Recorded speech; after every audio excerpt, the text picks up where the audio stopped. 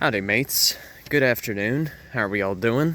It is Wednesday, January 18th, 2023.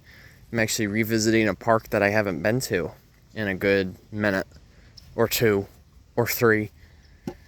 This is at the Red Bug Slough Preserve, based up in Sarasota. It's always a pleasure to reunite with this place amidst all of the urbanization that surrounds here in Sarasota. So the purpose of actually before I get into that, today, by the way, earlier I led a first successful hike that was with the Lemon Bay Conservancy at the Wildflower Preserve in Englewood. It was a great day. Probably had at least 20 or so more guests, and they just listened to what I had to say in regards to botany, conservation, water quality, and even wildlife too. So it was a great tour, about 2 hours. But aside from that, I figured as part of my day, I would stay a little more local, more or less. So as part of it, I wanted to come here. But the focus of this video, I want to talk a little bit about littoral zones. So I actually had a chance to talk about this earlier today when I was on my tour. So what are littoral zones? That's the big question, right? Why are they significant? Well, let's think of it this way.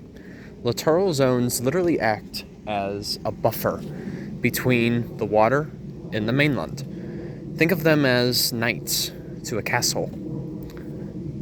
In this instance, it's always an analogy that I like to use. So, in essence, since they are a buffer, there are 3 different regions that are noted in a littoral zone when it comes to plants. So, for one, we'll just begin at the water. So, at the water, we have submergent plants. Great example of a submergent plant can include bladderwort, for example, which there are several species that belong in the state of Florida. Bladderwort is considered a carnivorous plant, and it never goes above water, except, I believe, the bloom itself, the flower. But it's essential for providing pest control from mosquitoes, since it is carnivorous. So that's just one example, of course. So then as we move on, we've got water floating plants. So as you can see, on top of that water there, you can see some of those water lilies. But I believe as you go a bit further down, as you can see in the distance right there, there's plenty of water lilies over there. They're a great native plant that belongs in Florida. And for another, they can act as a base for even our fellow amphibians. In water floating plants, the roots they start underwater, but the actual plant itself, in this case the leaf, just floats along the water. And then last but not least, we've got our emergent plants. So they typically are at the bank, and some of their roots go underwater, but predominantly the plant is above water. And so some examples of what you're seeing here include muley grass that you see, a bunch of them. And then hold on just a second. And as you go along, you've got some silverling right here. Not to say silver lining, silverling. Big difference. Silverling is a native shrub that is in Florida.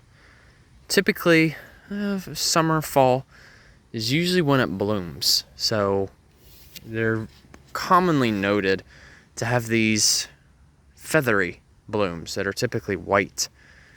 And the thing is, I wouldn't say it's a problem, but not everyone likes them. Just because they can grow practically about everywhere.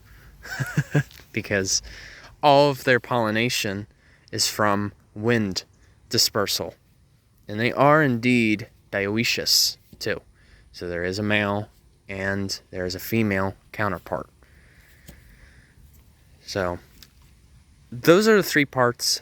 I figure since the video is already over 5 minutes, I'm going to break this up into a second one, just because if I keep going, it's just going to wind up being over 10 minutes long. And I know a lot of people, not speak on everyone, of course, but not everyone's going to be willing to watch a 10-minute video. So, all right, take it easy. Stay tuned for my part 2. Take care. Bye-bye.